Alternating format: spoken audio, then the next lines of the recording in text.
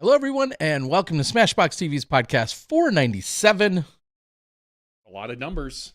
That is a lot of numbers. Here we are, live for yet another one. Yeah. So we're quitting at 499, right? I mean, just ending the show. That wouldn't be a bad idea. But they did 500, right? Like, no. Just not show those up. Those a-holes just quit. That's just not show up at 500. Yeah. Not even say anything, just vanish. Just vanish off the face of the earth. Right. Well, been around disc golf long enough. I don't know. Maybe. Welcome in, everyone. And what a crazy weekend. We just completed Disc Golf Pro Tour Elite Plus event, our first one of the year. I'm guessing there's 3 or 4 just off the top of my head. I think Eglow might be one. Ledgestone's probably one. I don't. Or neither of those. Ledgestone is one. It's a 4-round event. It better be considered a plus. Maybe it's Ledgestone and not Deglow. No, Deglow is technically, isn't that a playoff? Playoffs? I don't know. Might be. There might only be 3 of them. Shows what we know. Yeah, Either way. It doesn't matter. I'm going to go ahead and admit right off the bat, I had a real hard time. I don't know what is getting me tripped up with saying DGPT. I've only been saying it for like 8 or 9 years. And this weekend, every time I wanted to say DGPT plus, I was tripping myself up, and I have no idea how that's happening. If that was only my mistake of the weekend, I would be happy. But overall, WACO. I didn't catch many. I got to do the directing this weekend. Yeah, for you were. MPO, but I didn't catch many mistakes. But I don't pay attention. I didn't have too many slip-ups. And right off the bat, I'm going to throw our producer right under the bus again. I know he watches from time to time. It is what it is, because this is just life, and no one's perfect, especially not me. Side note, somebody thinks I say especially, and I'm pretty sure I've remedied that a few years ago. But anyway, so there's my side note to that. There are times when we are just flat out fed wrong information into our head. Wrong person, wrong hole, wrong score, wrong shot. Exactly. I've always said, I don't need help sounding dumber. Nobody needs to help me with that. But occasionally, and they have a million things going on. So that's why I say and sometimes people make mistakes, and sometimes things aren't updated, and some things aren't perfectly clear. And you're trying to keep track of 23 different people that are playing well.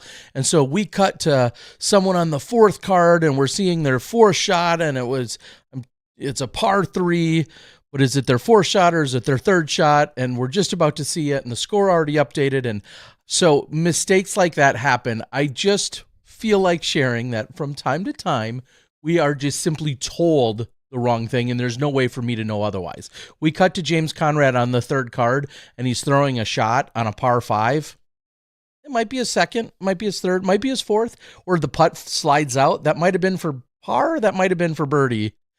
Every once in a while, we're told that. And again, production, the small production team that we have also has no perfect way of keeping track of every single person. But once in a while, mistakes happen. And then you kind of always like, oh, because then I feel even dumber because now I just repeated or said something that was I'm willing inaccurate. to bet that if let's just say there are 10 mistakes throughout the weekend. Of that nature? Where something gets called out incorrectly? If there is. Okay.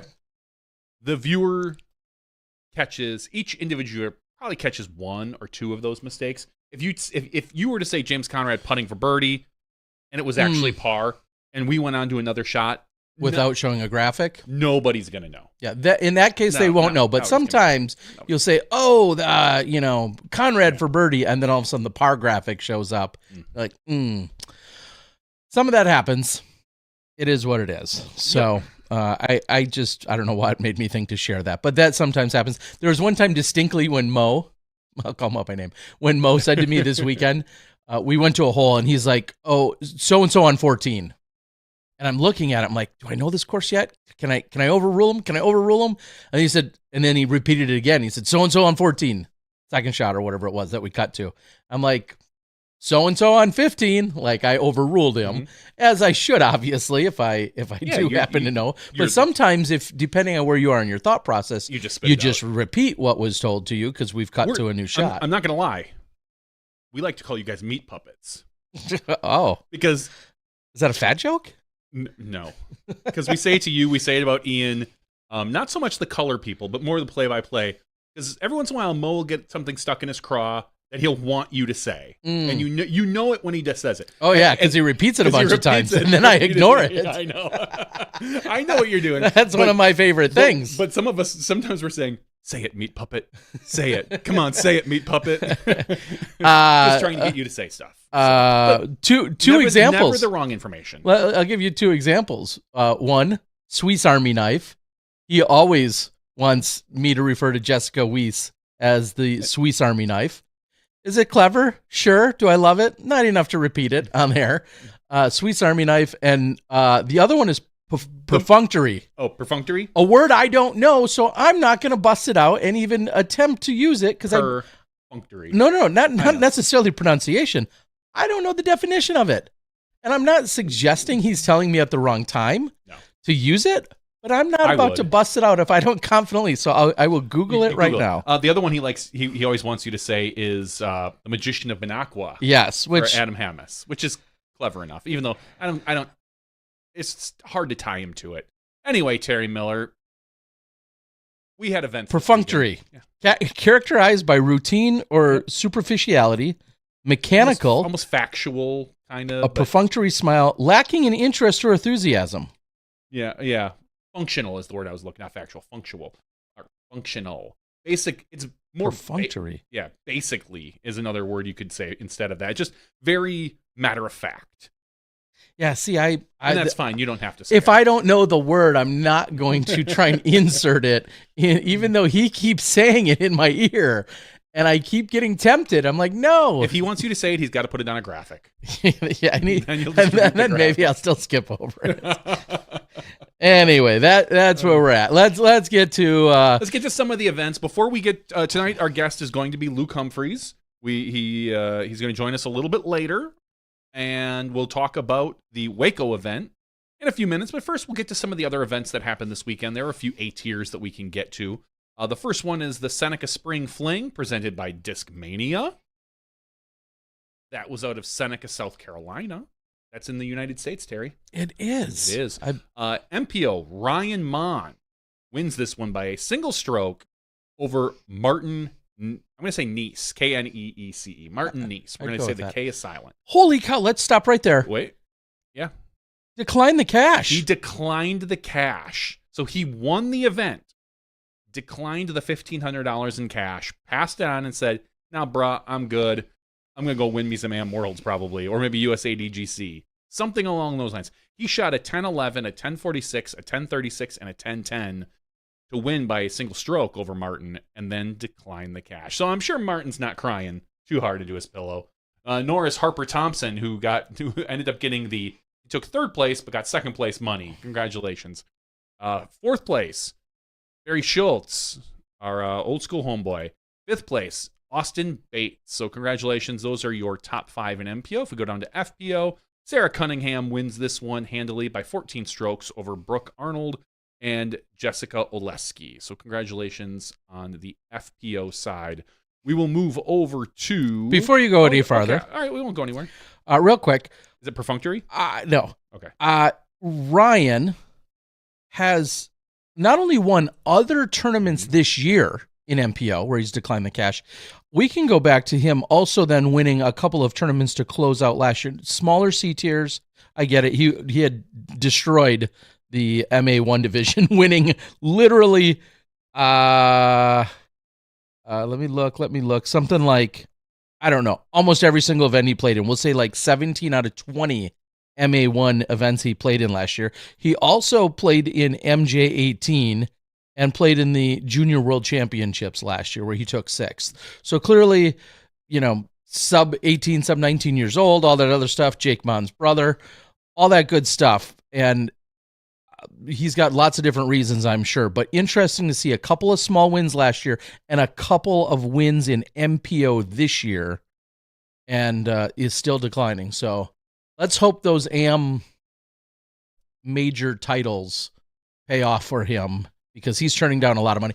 He might be in school, and there might be either a high school and or college thing here as well that plays in. I think the college thing is done now with the new NIL thing going on. I'd be willing to bet that there is no that your quote unquote professional status maybe isn't nearly as important as it used to be years ago due to different changes in NCAA rules and things like that. But I don't know for sure. Nonetheless, I'm not in college anymore. I just creep them. Mm-hmm. So yeah. All right.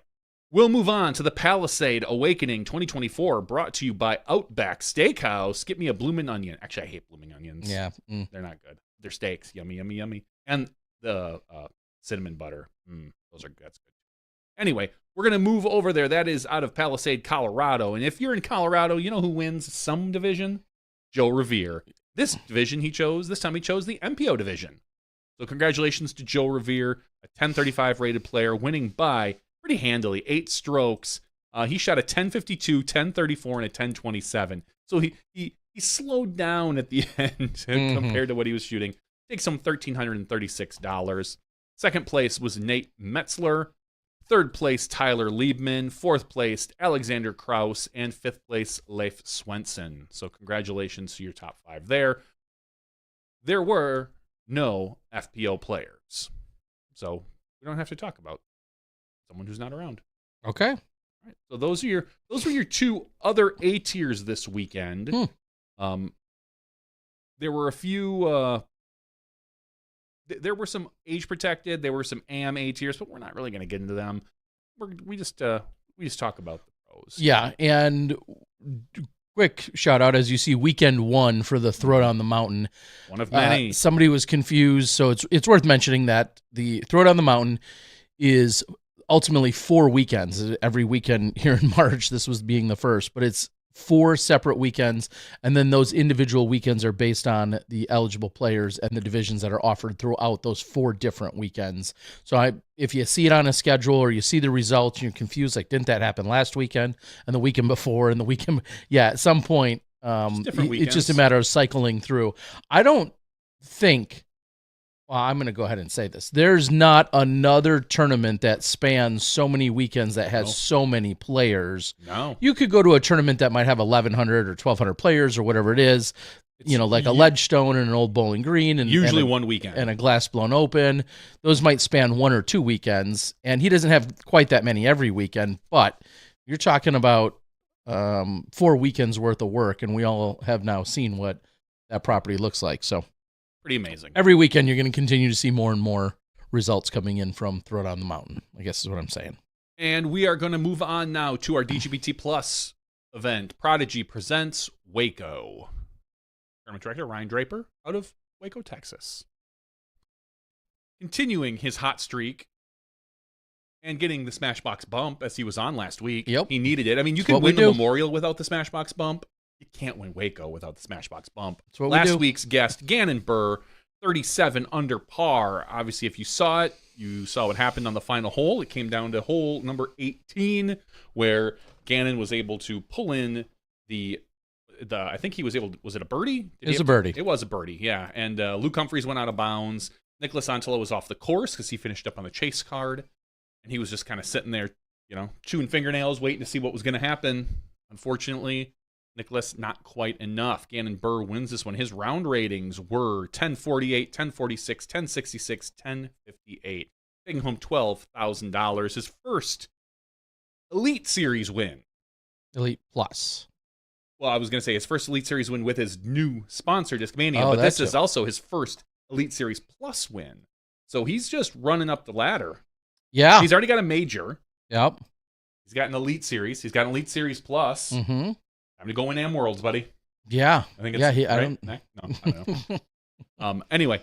Is he still eligible? He's under 19. I don't know. Yeah. Get that guy to Junior Worlds again. Gannon Burr wins that, like we said, by a single stroke over Nicholas Antela and Luke Humphries. Tied for 4th, Anthony Barella and Mason Ford. Mason Ford having a really good showing in his home state of Texas. So, like a sort of cowboy kid or something happening there. We saw Mason go into the was it the playoff with Ricky at Music City 2 years ago?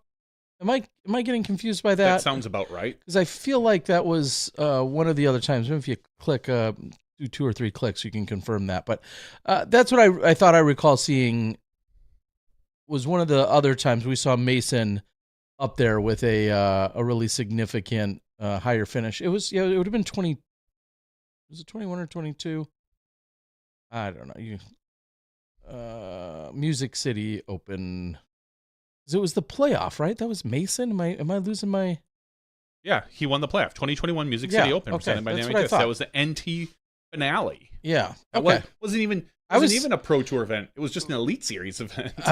Yeah, because I was thinking that technically Rick still doesn't have a Pro Tour win.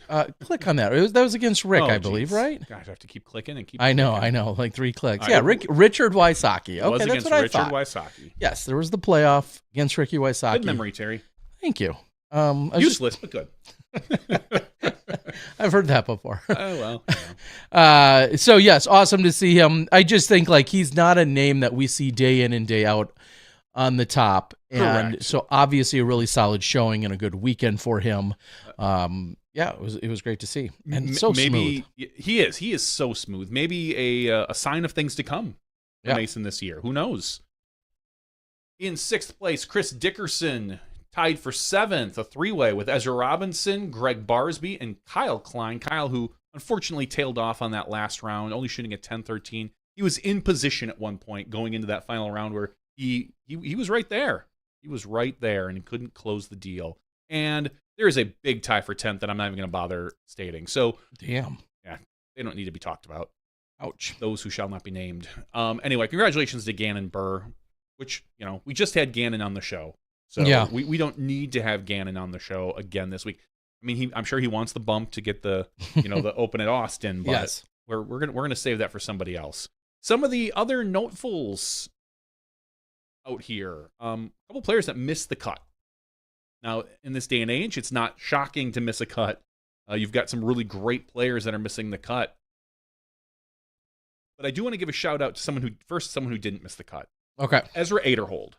Yep. Ezra, who had to birdie his last 2 holes of the 3rd round to make the cut, and then rattles off an 11 under par on the final round to jump himself up to what ended up being 18th place. And at one point, I know he was early in the round, clearly, because he just barely made the cut. He was up in the top 10, kind of hovering there when we first started, knowing full well he would drop with the other players.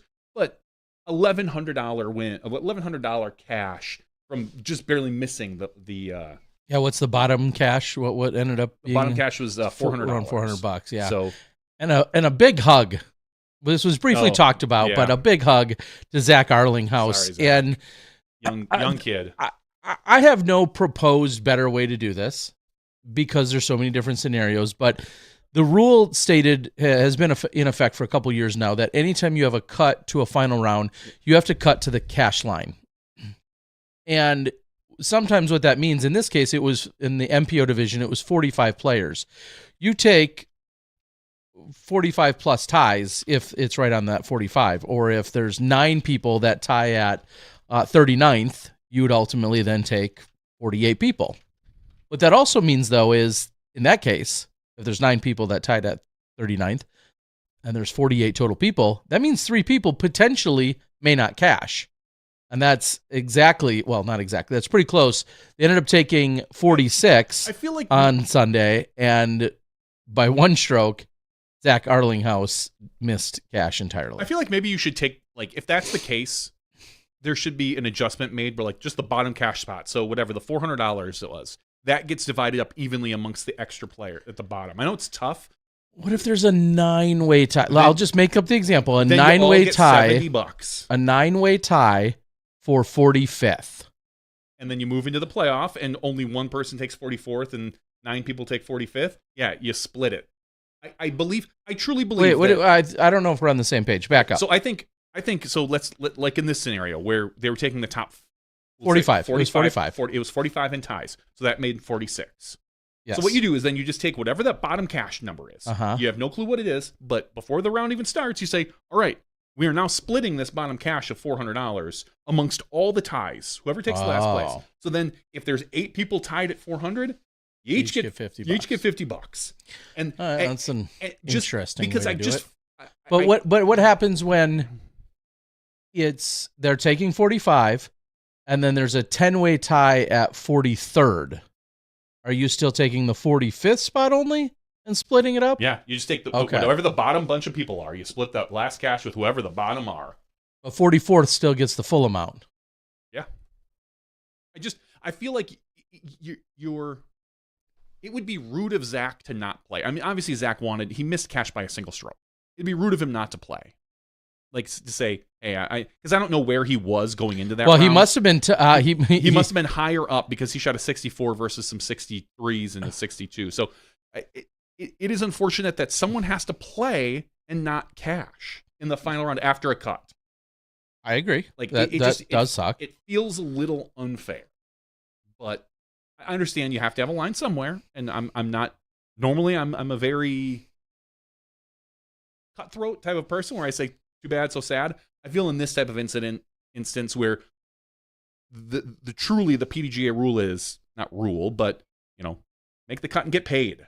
That's kind of the saying. That's not what it is in the rules, but that is kind of how the feeling. We're going to take everyone who it makes the cash line, and it just would feel right to take whatever that $400 was that Matty O got, split that, and give $200 to Matty O, $200 to Zach.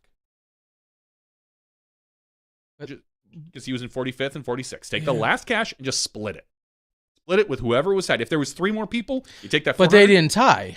I know. So I don't think Matty O should have to. I don't care. Then Matty O then someone should have shot better. Because if you have zero sympathy, we'll say, but zero problem not giving Zach anything, but then you're like, well, why should Matty split it? He took whatever. Then you're kind of like, well, you have to have zero sympathy for whoever got that bottom spot, knowing full well when you go into that if you take that spot, you're going to split the money with whoever's down there. But again, this is just a scenario. Who knows? Whatever. Let's talk about some of the players who didn't get anything this weekend. Running down, we have a couple big names. Isaac Robinson, your world champion, who I believe after the first round, he shot a 56. He was a couple strokes off of first place. He was in, I believe, 8th place going in after the first round. Misses cash. Paul McBeth. I was just going to also see, even ahead of him, Ben Callaway, who did set a course record on day 2. There's something to be said about, I know it's a 4-round event, and he obviously had those first 3 rounds to play at. There's something to be said about you shot literally the hottest round out of every single competitor on the second round.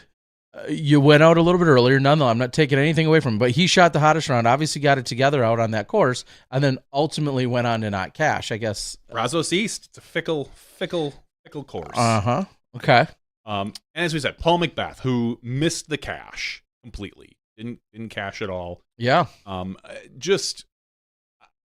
don't know if we obviously know Paul has some sort of shoulder injury. I don't know if this had anything to do with it.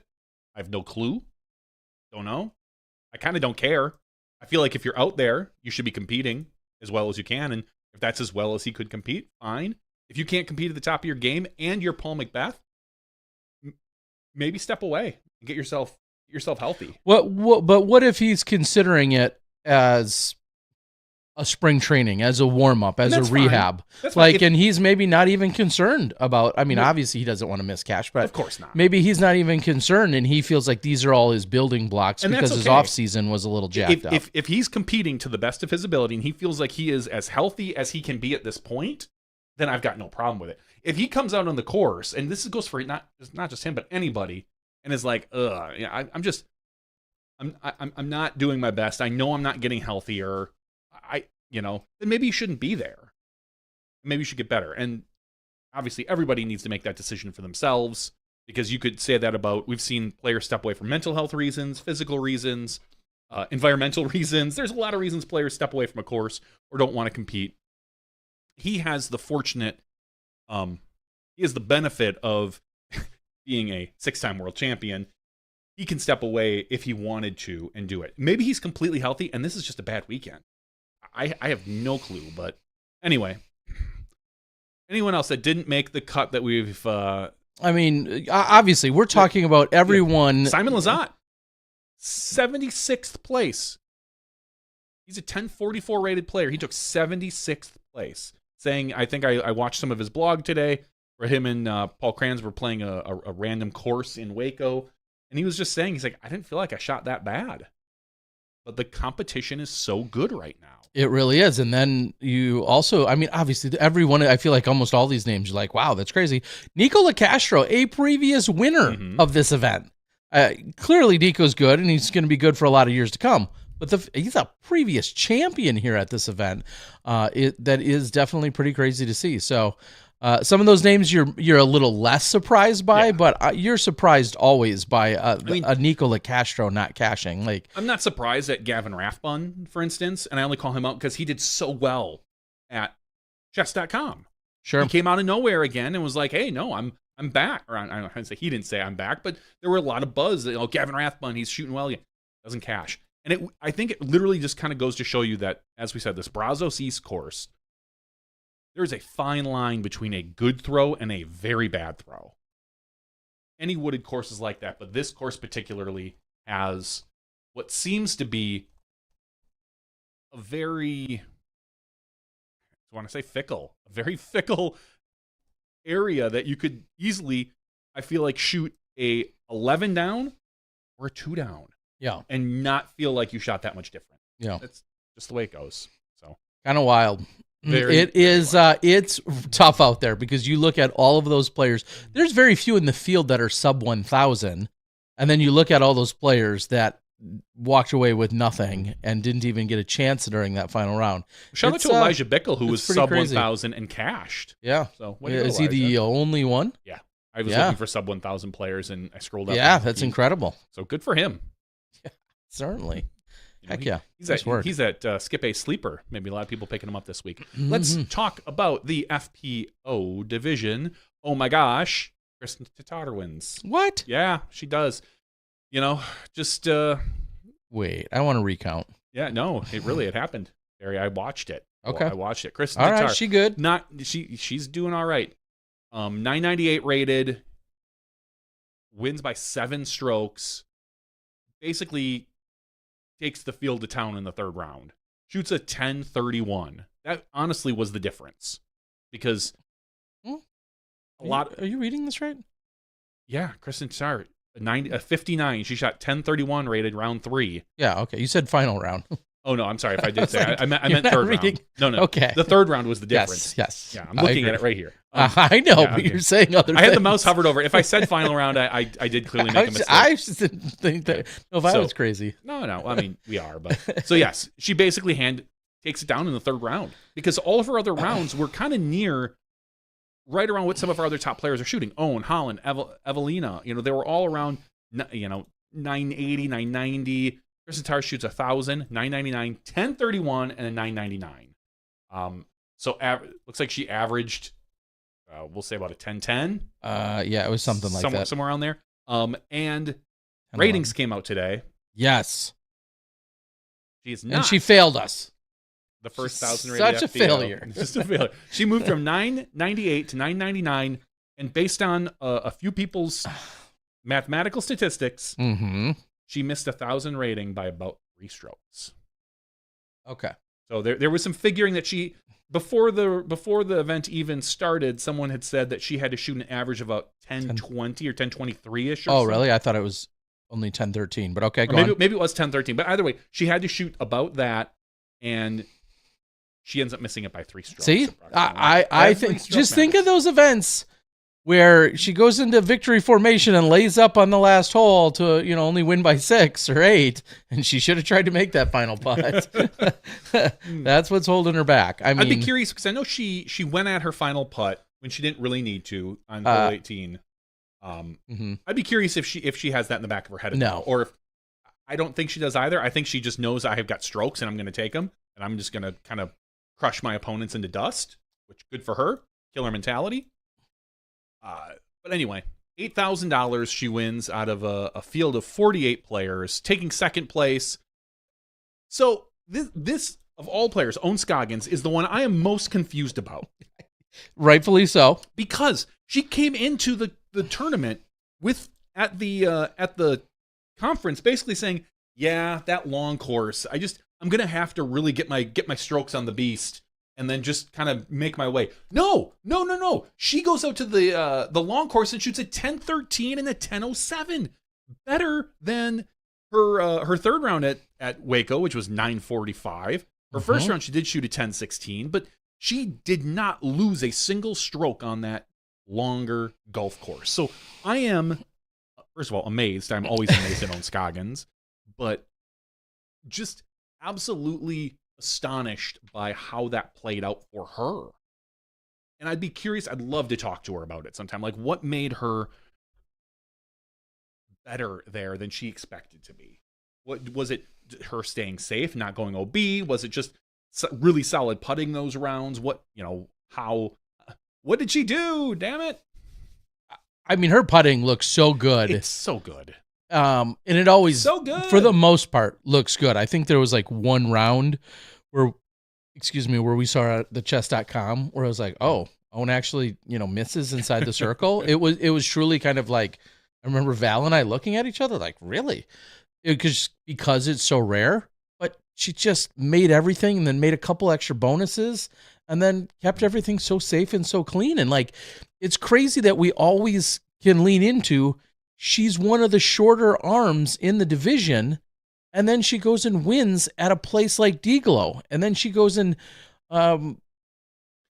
performs well on this long course. I'll say this, kind of other than Tatar and Evelina, our furthest throwers are wild. Like, they are not accurate when they try to throw far. We've seen it. Ella Hansen tends to get a little, the spray when she throws far, especially in wooded shots. Ellen Hanley, the same thing. The harder they try to throw, the less accurate they are. It's maybe to Owen's advantage that she knows she can't throw that far, so she tends to keep it within her abilities. Now, I'm not saying that Holland and Ella would give up their distance for any reason. Even Henna a little bit. I think Henna's a little less scattered than the other two, but Kristen Tatar throws not as far as those other women, but far enough, clearly. And she's very accurate. And I feel like, as well, Evelina Salonen has proven that her distance isn't like she's best from tee to green. We've said it before. Like there's just I can't sweat her for anything off the tee. So, and she has phenomenal distance. But the other women, when they throw far, they tend to get a little bit scattered and not as accurate. Owen doesn't have that problem. So she might be 50 or 60 feet behind those other women, but she's going to be inbounds. And then she's going to put her approach within 30, and then she's going to hit that putt. Whereas if the other women, if they get it within 30, they're, as we can see, there's a 70% chance they're going to make it based on statistics. Whereas of Owen, there's a 90% chance she's going to make that. Well, and I don't have I was just going to say, I don't have all the stats in front of me, and that'll be another topic of conversation that's coming. I don't know I guess we'd have to look back. Who's making more Circle 2 putts? And I know we actually had Ella and Holland last year, and I feel like it's probably, maybe was it Holland who had the most? Whatever the case was, it feels like Owen's giving, even if they're not going in, it feels like she's giving them the best chances at any distance inside 80. It just, there's always feels like there's a chance for her to be converting from inside 80. And there, it looks like you got some numbers for us. Thanks to the PDGA who is getting their platform filled out more. We've got course stats. I've got I'm going to do for all rounds, not just final round here. But C2 putting. Valerie Montano, 40%. Kristen Tatar, 38%. Holland Hanley, 33%. So Holland doing some business. Yeah, she got on a little thing. And it's surprise, crazy. Paige Pierce. Ohn Scoggins doesn't show up in the Circle 2. She's way down here at only 16%. She only made 3 from Circle 2? 3 of 19. Really? That's what it is. But you go to Circle 1 putting, and she hit 83%. Second to only Luque. Wow. Yeah. So Owen not getting it done in Circle 2, surprisingly. I just felt like... And instead, getting it done. All right, since you're already here, let's talk about, just for a moment, your total putt distance. Okay. Leading Candace Burge. This weekend was Candace Burge. Yep. Do you make anything of that? Maybe. And is there any way to easily, it says longest was 75. Yeah. Okay. It's do you make anything of that? Because there continues to be a lot of chatter about it. Because it only counts the putts that you make. Yeah. And my bigger thought is, well, I mean, we all know, like, you say yeah, but well, think about Henna, who 4-putted, and technically those are 4 putts, so her total putting distance should be way higher. Oh, see, no, I'm not disagreeing that it's putts made, but total putts in. No, I'm not disagreeing with how it's calculated, but I guess it's like some of the other statistics. Like when that's good, it doesn't necessarily mean something else might be bad. Nope. Because let's just say you had 2,000 feet of putting, and every one of them went in for bogey from circle 2. Like, it's just funny to be impressed by that or not. I guess that's my overall statement. I guess like you can't have a if your scramble rate is I think it shows a good, a pretty solid distance putter probably. If you want to take it for that, I would agree with that because again, it's adding up your total putt distance made. But I think if you have 18 bogey putts that go in, your score. That's I guess kind of my point. And I always think, well, I don't know. Like I'd rather have my park percentage way higher and have very little putting. I mean, versus when you could have a total putt distance of 1,200 feet. Kristen Tatar, 933 total putt distance. Great. She shot a -20. Candace Burge, 37 strokes worse and had 150 more putting feet. So it literally tells you nothing of the story of the event, just maybe interpreted with some other things. Maybe that's why I don't get as excited about it. No, there's been a lot of conversation about it. I don't know that it means as much to me as it does to some others. No, but I guess I can understand the argument. It's a great stat to have because you can tell a different story when combined with other statistics and other uses. I mean, yeah, would you rather have an insanely high parked percentage? Oh, God, yes. Or, winning in the putting percentage or the winning in the putting distance for the weekend? You'd rather have the higher park percentage. Well, assuming you make a putt from short range. Yeah. I will say this. I will take whatever stat puts me at the top of the thing. If including bounce backs?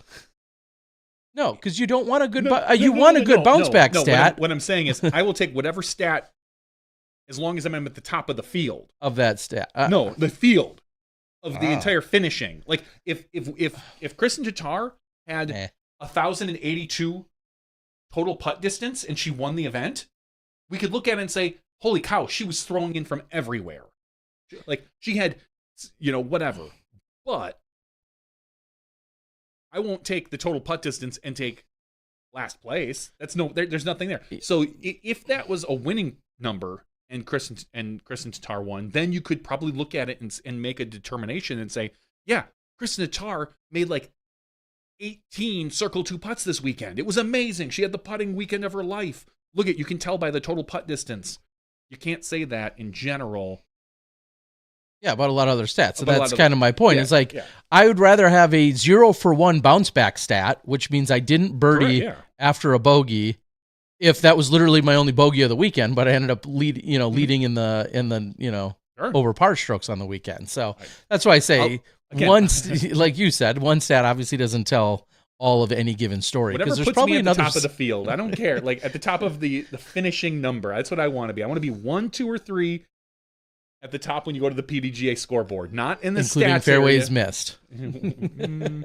No, Terry, the scoreboard. Not I want to be 1, 2, or 3 there. All right.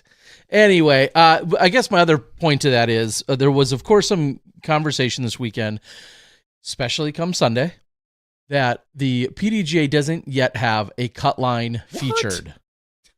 And I'm just going to maybe repeat or regurgitate what I've said before, which Johnny V was alluding to. This will all get worked out. And would we like it now? Yes. If it's keeping you up at night, I'm sorry. That means you're dedicated. You're a diehard fan. And you should be making some kind of money analyzing disc golf, and then some. Maybe your expectations are a little high. Well, I mean, to be fair, a lot of people are saying, we had these things and we no longer have them. Course. We have less than we had before, and I agree with that. I absolutely yes, we have a little less, but we also have different. We didn't have total putt. We didn't have the when players were putting the exact quote unquote distance that they were putting. Sure, from. We have different things. Some of the things that maybe others don't find as useful than what UDisc had. And I do agree. We do have still less than what UDisc gave us overall. And I understand that criticism / complaint. I'll just repeat, we'll get there, and none of this is the end of the world. And we want a good viewer experience. We want a good player experience. You want a good in-person and at-home experience. I understand all of those things, but guys, as someone who does disc golf media for my career, these are not things that are making me put my head through a wall or just absolutely losing it. And again, if you're really passionate and you're really worked up, as a lot of posters have been, okay, but we'll get there. I'm glad it's all going to get there. I'm glad that's one of your biggest problems. That makes me so happy for somebody. It just, and if that's one of your biggest problems, we just, it had this and now we don't. Mm-hmm. Yes, that is true. Right now, if you're it will get there. And I'm not making an excuse for anybody, and nobody pays me to say one thing or another. I'm just saying, like I think I've said this, kind of beat this to death over the last 8 years. Just a little bit of patience will go a long way. And this is not the end of the world. That's my takeaway. Avid listeners to the podcast know that we've been saying since this was announced, they'll get there. Like every week, I bet we see a different feature. It wouldn't shock me if there are cuts at USWDGC, which I don't know if there are or not. If there are cuts, it wouldn't shock me to see a cut line. But I don't think there's another cut until probably Champions Cup, is my guess. Maybe.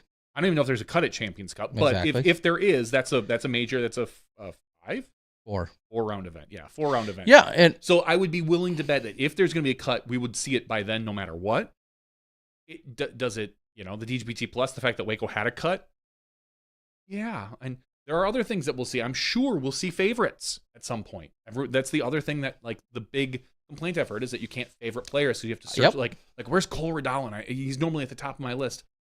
What I'll say about that is, I think even when it's implemented, I don't know if they're going to use your login, that you have to log into the PDGA to do it, because then it could be stored and saved across devices, or if it's going to be some sort of cookie method where it's based more or less on your individual device. So I don't know how it's going to be implemented. I bet you it's implemented though. I don't know when. That, to me, like the cut line, the favorites, those are lower on the need basis. Those are niceties that will help individual people, as opposed to things that maybe help the broadcast or the greater good, I'll say.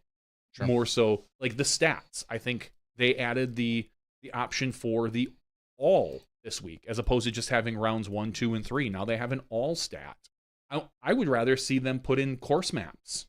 Sure. Which also are coming. Yeah, I know they are. I know all this stuff is coming. I trust Pete at the PDGA and whoever else is doing the work there, the guys at Statmando. I trust them all. I think they're going to do a great job. All I'm saying is that we are seeing improvements. And yes, don't hesitate to mention the things that are missing. I wouldn't harp on it. I wouldn't yell. I wouldn't scream. Just be like, hey, man, this would be really nice. I know the PDGA kind of has their eyes and ears open. So anyway, let's talk more about the FPO Golf. We have in second place I got to scroll down now, even though I already know. See, why doesn't it just scroll to where you were thinking? Gosh, they did. Third place, Holland Hanley. Fourth place, Evelina Salonen, tied with Haley King. Sixth place, Hannah Blumroos, tied with Ella Hansen. Eighth place, Natalie Ryan. Ninth place, Missy Gannon. And 10th place, Luke Lawrenson, who Luke is having a really good season so far. I think she's kind of stepped up since the end of last year, where at the very end of last year, I felt she was really starting to climb into that, I'll call them tier 2 players, and tier 2 is really tier 3, because tier The first tier is just Kristen Tatar by herself. Alone. Yeah, she doesn't have a tier. She's just above all the other ones. Tier 1 players are your players that we're seeing up at the top all the time. Own, Holland, Evelina, Ella. Those are your kind of tier 1 players. Missy, Henna. There's a few that are up there every weekend. Luque is kind of moving up into that tier now. She's getting close to the top of, I would say, that second tier where you've kind of got your, right now, Paige Pierce, Valerie Mandahano, Kat Murch, Jessica Weiss. That's kind of that player that you see maybe into that, getting close to the top 10 relatively frequently. So congratulations. Luque is having a really solid season. Yeah, and her highest rated round of her career was, in fact, the third round. Yeah, so that's pretty exciting. You got to love that. And like you just said, led in the C1X putting for the weekend, making 23 out of 26 or 26 out of 29, whatever the number was. Very impressive. Maybe she can teach Bradley a thing or two. Just saying. They should get on here and fight about it. I'd like to see them duke it out. I have to take a look and see if they've been doing their podcast or not. They're still together. That is the case. They did a test podcast when Bradley was playing video games while she talked to him. And how'd that go? It was actually fine. It was kind of funny, but good. Anyway, I'm here for it. Yeah. Well, congrats. And I don't think obviously I think there was some other news. I know we had talked about a few people that had missed the cut in MPO. Also, somewhat surprising to see a few of the names that we're used to seeing that don't miss cuts often in the FPO division. And Trina Allen, Jen Allen, Sarah Hokum, who is in the years past, more recent couple of years, has been contending for a win here just a few years ago. Yeah. And then you see a Madison Walker who we had on the chase card during round number 2, and unfortunately she continued to slide down the leaderboard when it was all said and done. Just quickly of note, the name at the bottom there, Maria Oliva, who had withdrawn after round 1. I watched an Instagram story or something from her basically saying hey, I've got a few nagging things physically that are bothering me that I don't want to agitate more or aggravate more. And I was ready for a little bit of a mental break, and just said that she was ready to not be there or be doing the thing. And she knew that it's going to be a long stretch, which it is, especially for our women, because they have 4 consecutive weekends in Texas as the women are going to be playing a major. And that's going to be a weekend where I'm guessing a lot of the men will either just flat out take off or maybe take off and then caddy, or who knows what they'll go do. Maybe they all go to, I don't know, garage sales for the weekend. But either way, the women have 4 consecutive weekends in Texas, and she said she was more mentally focused in worrying about the upcoming weekends as opposed to finishing out that weekend. So, and even though she said it wasn't the reason why she withdrew, apparently she lost her bag or something. I think someone said she forgot it. Yeah, or maybe back in her hometown. Yeah, and so she did. Is that what I got gathered? She had to get all new discs. And she even said, she's like, yeah, the discs actually were flying really well. Some of them are going to make my bag now. No better way to learn new discs than be forced to. Yeah, exactly. I mean, I accidentally forgot my discs at home a couple years ago before playing in a wintry C-tier tournament. And I grabbed 5 discs that were randomly, I don't even know if any of them were mine or some of them were mine. Grabbed those and had one of the higher rated rounds of my life a few years ago. You remember at Worlds when we were all carpooling? Oh yeah, that was funny. And you took my bag and drove away because it was in a different car. I think somehow we'd switched cars or something. Yeah. I left my bag in the car the night before. You and somebody else got up and left. Yeah, because we went to a different course. I had to go to Colebrook. I wake up and I go out to the car and the car's gone and there's no bag. So I literally had to borrow discs from people to play it at Worlds. And then you went on to win Worlds. I didn't win Worlds, but I did. You should have. I did shoot one of my better rated rounds that round. Something to be said. A real simple bag. I think I had just a beat mid-range, a stable driver, and a putter. And that's kind of what I went into the course with. And you just make do. You realize, guess what? I don't have every tool in my book. And so I have to just make do with what I have. And I shot a pretty darn good round. And I chuckled about it. It was a little frustrating at first because you don't have your towels. You don't have your water. You don't have... But just walking around Worlds with just a few discs in your hand. Look like a real pro out there. Look like a real pro. Just like, as we see on the board, somebody said Ricky in Nantucket when he was just carrying around his grocery bag. That was definitely very entertaining to see. There is a subtle flex to, just carrying around a couple discs in a grocery bag of sorts and then whooping everyone else in doing so. So, as you said, we quickly touched on it. Kristen coming up just shy of that rating. We'll see what happens. Ratings become more frequent, I guess, is really the tale here. I think every 2 to 3 weeks now. I don't know if it's quite that frequent. Maybe it's just that in the summer. Maybe even says when you click on that, it might tell us when the next one is. But either way, it'll be... the next submission is April 4th. Maybe it's monthly now or something. I believe it goes pretty close to monthly. Okay. I didn't think it was quite 2 to 3 weeks, but it's probably... updates published on the second Tuesday of every month, if I read down the submission deadline, so on and so forth. Right. So, real quick, if we're talking ratings, we're talking points, we're talking things of that nature. It was the second iteration on the Disc Golf Pro Tour of Pro Tour players getting stroked for the brand new rule this year. That was interesting. I saw a post from the Pro Tour about their atomic clocks. Correct. So they had 2 atomic clocks on site. Mm-hmm. I don't know. I know one of them was at hole 1, and I don't know where they put the other one. In the practice area, I believe. I assumed as much. I didn't want to make a guess there. And they're perfectly synced up, so the players know what time it is. And then unfortunately, Richard Wysocki missed it. 30 seconds. Yeah. It shows up 30 seconds late. And his Instagram post, you could tell, I think he was a little bit perturbed. He wasn't being perfunctory? It wasn't perfunctory. It felt like he had no one to blame but himself, but he did say that maybe some player that was on his card or nearby ratted him out, took note of it, made mention of it, so that he did get stroked. And I'm going to come out right away and say, zero sympathy. Sucks to suck. Sucks to not have a watch on or something. I don't know. I understand there are some people that really hate the rule. There is an argument, even though I don't agree with it. How come these players are getting fined for being 30 seconds late to the tee, but not taking more than 30 seconds on the green? I get that. I get that argument.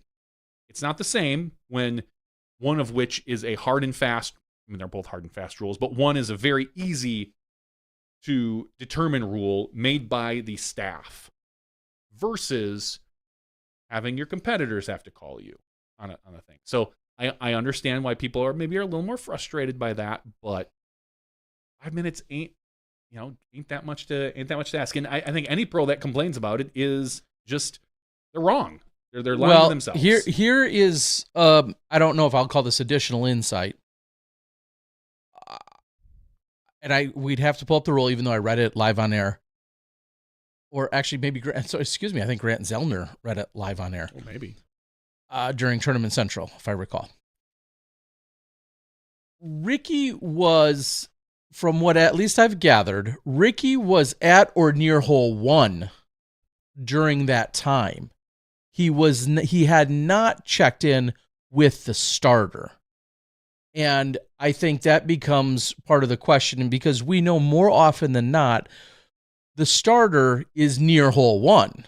It doesn't sound like that was the case this particular weekend, where the starter and hole 1, like I think everybody, and maybe most famously, you think of like a D-Glow.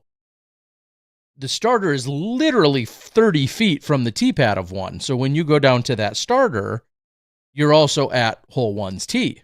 I think of that in a number of cases at Ledgestone, so on and so forth. Lots of tournaments. Most tournaments are that way. My understanding is that Ricky, albeit was near hole 1 and the tee of 1, had not yet stopped by the starter's tent, which I don't know if that was 20 feet, 60 feet, 100 feet. Maybe a little confusion. Well, that's where, again, Grant Zellner, and we should just pull up the rule so we don't say anything silly, but it talks about checking in with the starter. I can understand how, Rick's thinking, and I'm not making excuses or anything like that, but Rick's thinking like, I'm here, I'm at hole one, but he hadn't checked in with the starter specifically. Now, here's my first example that I just like to immediately, because some people, including the PDG, I think said this is black and white. There's a rule. I think I found a gray area right away. Oh, geez, Terry. I'm at the Memorial 2 weeks ago, and just for the sake of example, I'm at the Memorial 2 weeks ago. Your posted tee time is noon. You have to check in with the starter, which happens to be right by the tee of one in that case as well. Your check-in is Vista or Fountain? Either one. They're both right there. Okay. Like right there. Both of their check-ins. You tee off at noon. That's what's published online. You're scheduled for noon. So your check-in time is by 11:54 and change, right? You got to check in 5 minutes early at 11:55. What happens when it is known that there's a 40-minute delay? I'm using 40 as an extreme case. The first couple of days there was 10, 15, 20. What happens when there's a 40-minute delay and you are absolutely not teeing off now till 12:40? Is your new check-in time 12:35? Or is it still 11:55? It's 11:55. And like it or not, if you go there, check in, and that's one reason to check in. So the starter could say, "Hey guys, we understand your tee time is now. We're backed up. Someone fell into the pond." You can literally leave and go get IHOP and come back. Come back in 40 minutes. But as long as you've checked in, come back in 40 minutes. Be on your tee at 12 o'clock or 12:40. Whatever that new number sure, is. the new time. But yes, I think still checking in. You should check in. You have to check in at the appropriate time at 5 minutes, unless for whatever reason, I don't know how they would do this. Otherwise noted, unless there is somehow the event makes an exception to the rule. Hey guys, I don't see that at the Pro Tour events happening, but maybe it could happen at like the Memorial. But no, I still think you have to check in, like it or not. These people, they're there. We all know they're there. Well, sometimes they are and sometimes they're not. They should be there. The players should be. I agree. Yeah. I'm just saying, and we'll use again. I'll use the Memorial as the example. Like you're able to watch scores. You're watching. You're not going off till, we'll say, in the afternoon. You're the final card of the day. You're supposed to go off at 2:30. At the Memorial, I always chose to tee early. Yes. That is good thinking. Play poorly. Tee early. Yeah, so you didn't have to worry about any. Yeah, but I'm just saying you're the lead card. It's 2:40 as your tee off, and you're watching scores. You're a half hour away over at in Mesa, and you're watching scores, and you're seeing, and you've been identified as saying, hey, they're running 40 minutes behind. And I'm just using Memorial because I was there, and there's often a little bit of a backup. That's just for example's sake. But anyway, I just wanted to throw that out there that. Maybe that even should be further clarified. Well, I feel like considered. If that's the case, then the PDGA needs to make it easy for the staff to be able to update tee times on the website. That's interesting because you go to bed at night, you see that you tee at noon. Mm-hmm. You do what you do, and then you wake up and you see it's now 12:20. Which, if it's later, you're always should be okay with. It should hopefully never move earlier. It should never move earlier. I don't ever see a scenario where it moves earlier, but moving later, I could see a scenario like you said where, something happened. Chris Herron drove his truck into the lake. No, he didn't drive it in. Okay, he just put it in neutral and it rolled itself in. It rolled into the lake. Now everything is delayed by 25, 30, 40 minutes. Mm-hmm. So we readjust tee times. Like, same thing you do if there's a weather delay. We see that happen. They adjust the times for weather delays. Everyone gets pushed back 30, 40, 50 minutes. New tee times. No reason you can't do that if there are delays. And as a tournament director, maybe you know that. Maybe you say, okay, well, we're going to spread this out an extra 2 minutes or for each one and whatever. I think you could do something like that. And it's going to, here's what I'll say as well. On this, it's going to screw someone over. Not badly, but someone's going to get there when they don't have to, and they're going to find out their tee time is later because they didn't update and they didn't check, and someone's going to get upset. But as long as it's always later, someone's going to get frustrated, but it's better than missing and getting 2 penalty strokes as Ricky did. Yeah. So I just, there's... it wasn't until this weekend, it was, I believe, confirmed I hate to not speak in absolute positive knowledge, but I'm under the understanding that both Kevin Jones and Zach Melton were both stroked at the chess.com invitational. Yeah, KJ and Zach Melton. Yes, that's what I had heard. I don't think I'm not making up any rumors or intending to by saying that. But those two were. I want to also go on record as saying I understand it. I understand the whole concept behind the check-in, that you want them there. Penalties, all that other stuff, that's obviously up for debate. But I understand the concept of like having a steadfast time because you sometimes need to go over a few final rules. If course changes, I was just going to say, a tree fell overnight since you played the course yesterday. Now there's a brand new rule that's imposed on hole number 12 in the way in which it gets played, or there's an update on this, or there's an update on that, and they got to give you some updates. Like, I understand all of that, and you don't want to be scrambling around. It's rare we have a threesome ever scheduled, but in case there is a threesome and now all of a sudden one person doesn't show, then you have to always have a marker, so to speak, to go out with you. Like, I understand all of why they do it. I don't have a problem with the rule itself.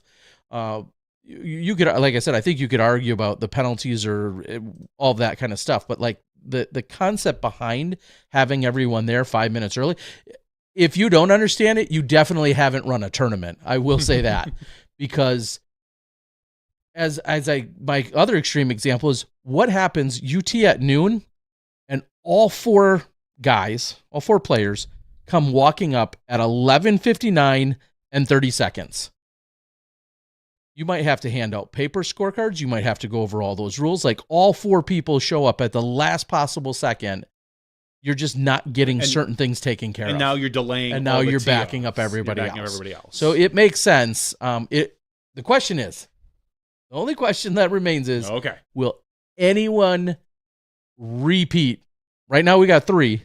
Yes. Will we have any repeat offenders? Yeah. Oh, repeat offenders. No, there'll be more offenders. We will not have repeat offenders this year, I feel. Do you think we will? Do you think anyone gets penalized for this more than once this year?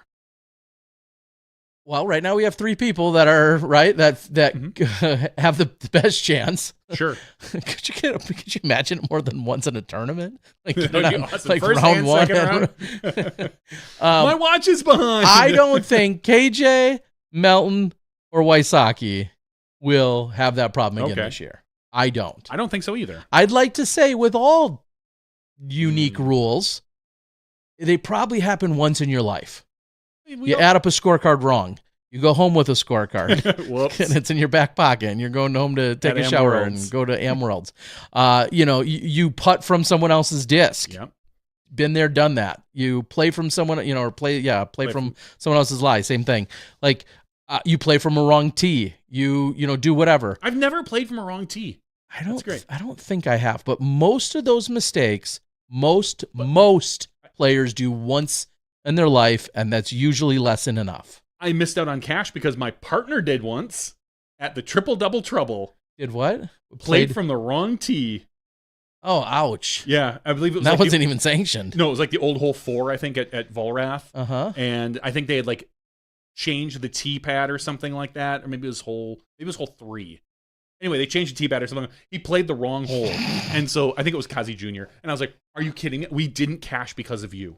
And I wasn't upset about it. It was just one of those. It wasn't the other whole group. Putts you might have made, should have made. Of course, exactly. It was just him making that one mistake. The whole group got penalized like 2 strokes or something, whatever it was. And I was just like, "Are you kidding me? We lost because of that." Anyway, so I don't think that we'll see any of those 3 gentlemen have that problem again. Will there be others? I think the answer is yes. Absolutely. I would bet. We haven't seen it in the FPO field yet. $500. Do you think we'll see it in the FPO field this year? Yes. Smaller field. Yes, and I only say this, and it might be under a dare I say, a less fortunate reasoning. Because they have morning rounds. And... there's going to be a traffic jam somewhere. There's going to be an accident, that they're not involved with but get hung up in, hence I guess a traffic jam. There's going to be something of that nature that will... It could be bad luck, and it's clearly going to be a little bit of bad planning, probably mixed with a little bit of bad luck. Oh yeah. Or just the very first tee of somebody who's like, man, I'm at I'm at 7:02, and like they just really struggled to get there entirely in time. Somebody's going to lose track of time. That like I think is one of the easiest. I think that's going to be one of the easiest. Is you go straight to the putting or practice area, maybe even with Seth Muncie or whatever. I'm not blaming Seth, but you're warming up in the warm-up zone, and you just flat out lose track of time, which is why they have an atomic clock there. That's all squared up with the other clock, but you just lose track of time, and that's what happened to Avery Jenkins many years ago at USDGC.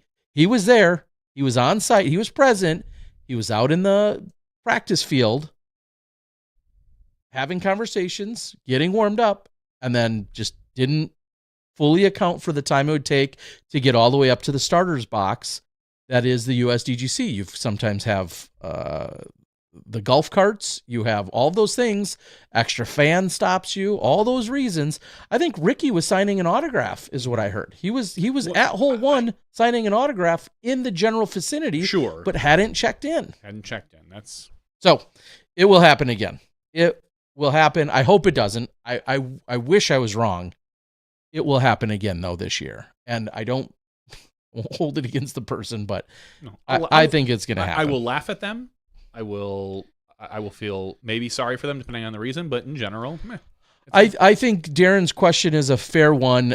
I don't think there's a time limit, so to speak, but it does question then the intent of the rule. He says, what is the maximum time allowed to check in? Can you go to like hole 1 or check in 30 to 45 minutes prior?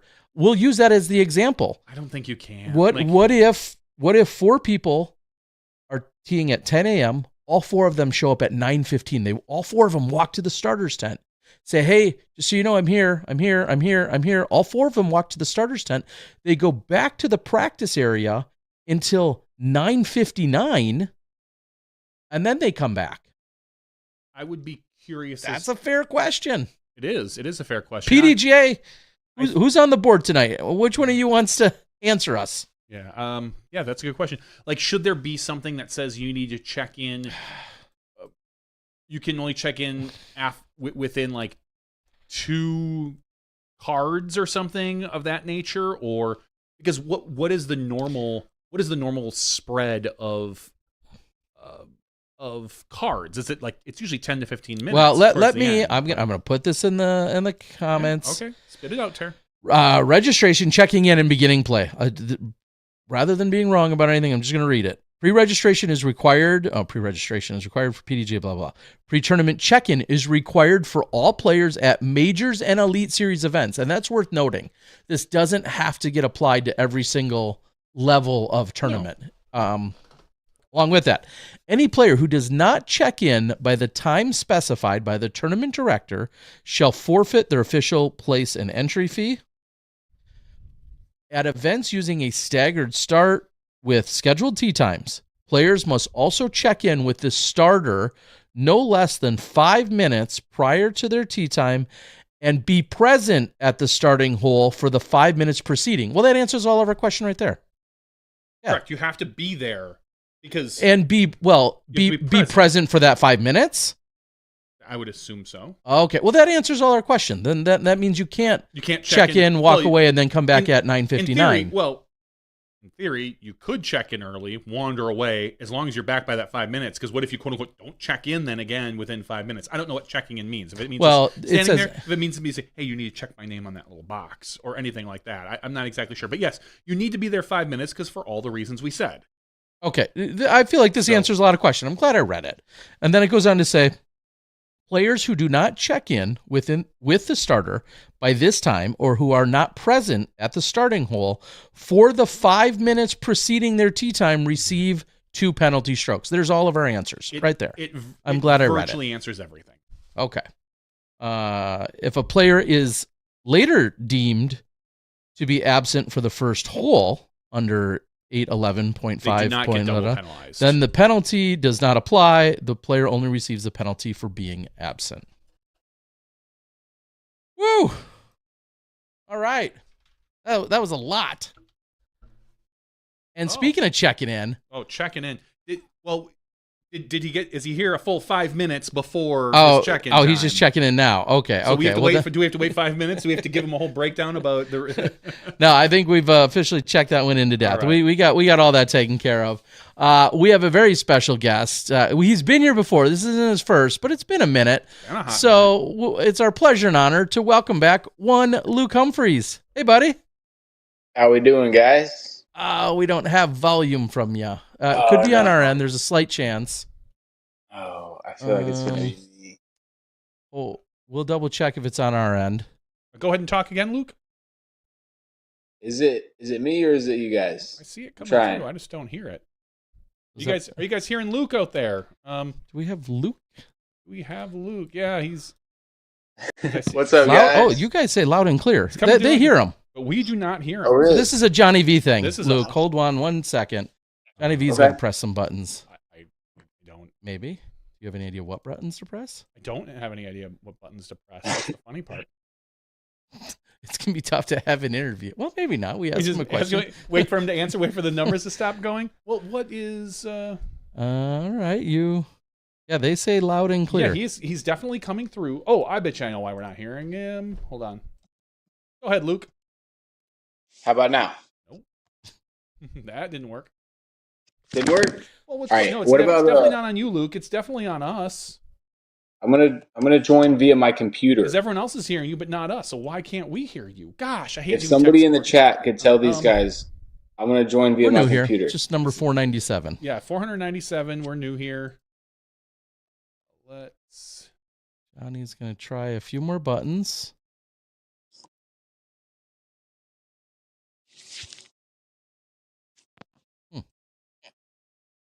All right, I'm gonna watch you press the buttons. See how this green thing's going up and down? Would any chance it would benefit for him to go out and come back in? Probably not. You could try. You could try to just refresh your browser, Luke, and see if that helps us. But they say he's going to try and join on his computer. Oh, I don't know if that's going to matter. Like literally, his audio is coming through. We're just not hearing it. All right, we're going to see if we can get... Yeah, it shouldn't be... This is plugged in, right? It is funny. I don't know if that I hear you. Check. How about now, boys? Yeah, no, it's definitely a Johnny V thing. Thanks, Terry. It's definitely Johnny V's fault. You know how we were talking about throwing producers under the bus? Give Johnny a second here. Yeah, give me a second to figure out why this is...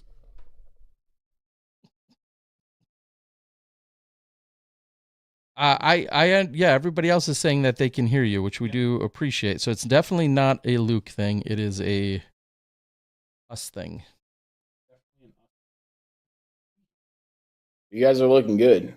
What do you think, fellas and ladies? This is why you check in 5 minutes early. So that... I'd say those boards are nice. I've got text messages coming in. I don't hear you tonight either. Are you plugged into the right thing? Is there any other sounds that you could try to hear? Yes, Glenn. We do look lost because we are slightly lost. We're gonna get there. I swear it's gonna only take 10 to 20 more minutes. We'll get there, Luke. Thank you for holding tight. Oh, of course, guys. If I could see the chat, maybe I could answer some of your guys' questions that could hear me, but I can't see the chat. I don't hear anything. Did you hear anything when you clicked on other stuff?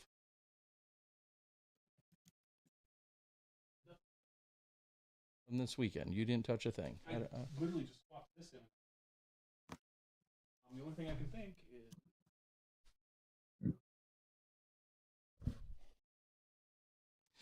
All right. I'm trying to think if I got any other stories to share. I'm going to try and swap something else. Oh, nice. Okay, I'm into the chat. All right, you guys ask the questions. All right, cool. Are you hearing anything any differently there? Still don't hear him. Maybe it was a different set of headphones. I can see the questions. Everyone can hear you, Luke. We hear you, Luke. Backflip. I don't know about a backflip. The worst part about this is I'm deaf. It's a little late here. I don't do any backflips after 9 p.m. Is never good with me to begin with. I can read the chat. Yes, that's what I'm doing. You guys asked the questions. How many skins? Of course, you already know.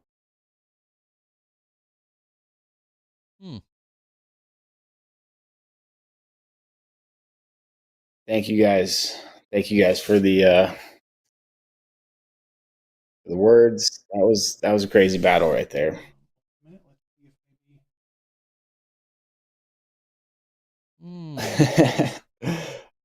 The goodest boy is great. He's doing great. He's in Austin, Texas. I'm here with some family in Hot Springs, Arkansas, doing got a funeral tomorrow morning, unfortunately, but I'll be down soon. On 18, I'm sure that's what Terry John want to ask about. I was not. No, I was. All right, this is due. Thought that if I got 2 podcasts from Luke. Luke, keep telling them a story if that's what you're doing. We appreciate you carrying the show.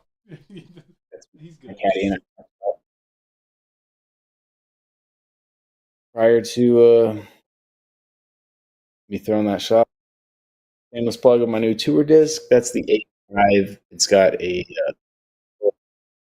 pink on it. What did I work on most during the off season? Is there a shot? A lot of hyzer shots. I just like getting that angle down. You can't tell by my shot on 18, but I threw a bunch of hyzer shots.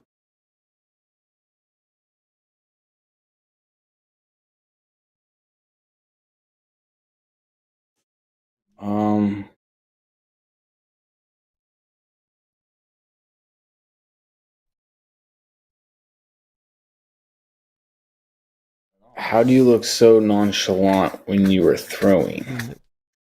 The world was hearing us. I don't know. I also look like no other disc golfer, I feel like. If I could have perfect form, I would. This isn't something I'm choosing to do. I didn't like say, hey, I want to throw weird. Let's throw weird. That's just how it happened.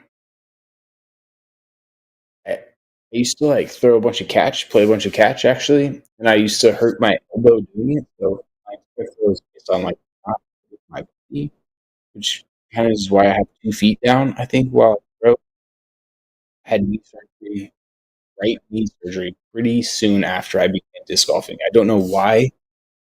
I couldn't remember a time when I actually tore my meniscus, but what happened. And so I think I changed things like less right knee into bed. In New Zealand are pretty fun. The new course, Salin, I haven't yet. Fly back tomorrow. None of my family was at the course, but the touring professionals of the DGT are my family. Nick was there, Paige Pierce was there, Paul Bullen was there, Jake. I have a lot of friends that are my family, but no actual family present, unfortunately. They've seen me play good before, but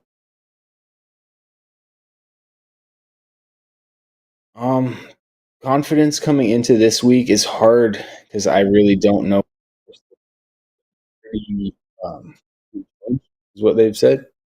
So, not aware of what the shots look like. It's hard to be confident if you imagine them. But Yuli in the podcast just a second ago told me that I was going to like.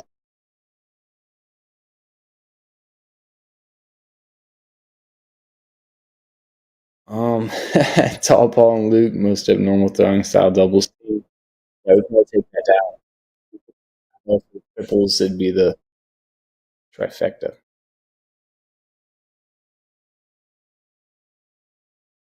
I mean, if I even have a little pinch of Callaway Visca in me, then